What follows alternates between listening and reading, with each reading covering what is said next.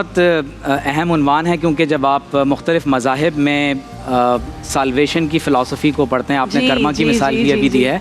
دیکھیے قرآن مجید میں اللہ فرماتا ہے کہ فَمَن يَعْمَلْ مِثْقَالَ ذَرَّةٍ خَيْرًا يَرَهُ وَمَن يَعْمَلْ مِثْقَالَ ذَرَّةٍ شَرًّا يَرَهُ۔ اگر ذرہ برابر بھی نیکی کی ہے تو تم اس کا نتیجہ دیکھ لو گے، اور ذرہ برابر اگر برائی کی ہے تو اس کا نتیجہ بھی دیکھ لو گے۔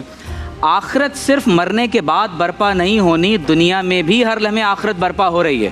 تو یہ دنیا بھی مکافات عمل ہے، انسان یقینی طور پر اپنے اعمال کا نتیجہ اس دنیا میں بھی بھگتتا ہے، اور جو ہی فرشتے روح قبض کرنے کا عمل شروع کرتے ہیں، اور قرآن مجید میں اللہ تعالیٰ خود یہ بات ارشاد فرماتا ہے کہ جب ملائکہ اپنے ہاتھوں کو ان کی طرف بڑھاتے ہیں تو ان کی پشتوں کو، ان کے منہوں کو باقاعدہ مارا جاتا ہے اور بڑی سختی کے ساتھ ان کی روح کو قبض کیا جاتا ہے۔ پھر اس کے بعد جب قبر کا مرحلہ شروع ہوتا ہے تو آپ یوں سمجھ لیجئے کہ جیسے کسی ایک بہت بڑے عادی مجرم کو باضابطہ طور پر کسی بڑی عدالت میں یا کسی بڑے جیل خانے میں منتقل کرنے سے پہلے، سزا کے بعد منتقل کرنے سے پہلے ہی اس کی ذلت اور رسوائی کا سزا کی صورت میں ایک عذاب شروع ہو جاتا ہے، تو قبر سے یہ متعین ہو جاتا ہے کہ یا تو یہ انسان اہل جنت میں سے ہے یا اہل جہنم میں سے ہے۔ حدیث میں یہ بات ذکر ہے کہ جب قبر میں سوال و جواب کر لیے جاتے ہیں، اگر وہ اہل جنت میں سے ہو تو اللہ تبارک و تعالیٰ پہلے اسے اس کے قدموں کی طرف جہنم کا مقام دکھاتا ہے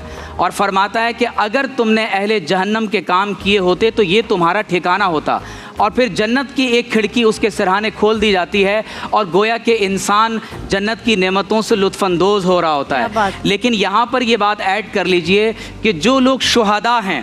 بالخصوص شہداء احد کے بارے میں یہ بات بیان کی گئی کہ وہ جنت میں سبز رنگ کے پرندوں میں اللہ تبارک و تعالیٰ کے عرش کے نیچے کبھی حاضر ہو جاتے ہیں